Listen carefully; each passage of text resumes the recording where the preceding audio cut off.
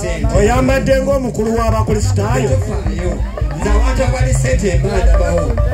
Owakana oli wa ssabo, oli wa kyaki. Nze nina kyentegedde. Gweowa essabo olina bakuwagira.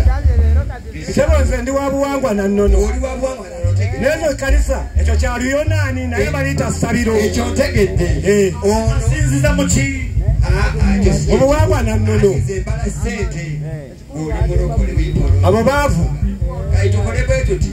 Nze ngifuddemu bizinesi. Kwoli eyeewanya embuya yeefuula omulokole n'abba kasooli waamu waamu. Ekyo nkitegedde.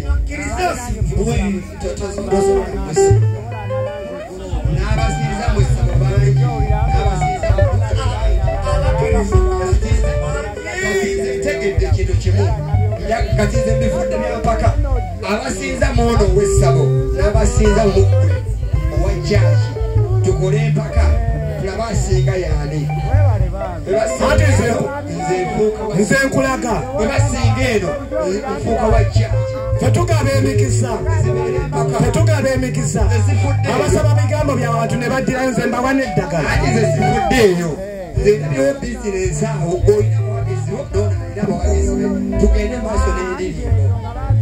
Tompitako jaja bawagaba emikisa. Tompitako walalala.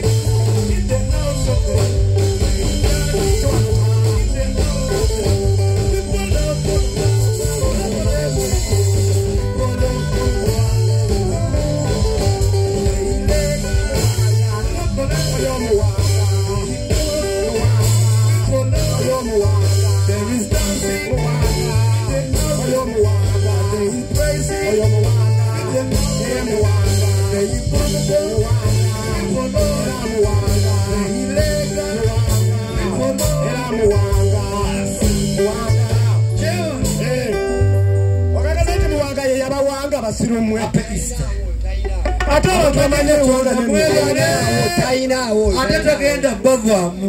Ate n'okulaga.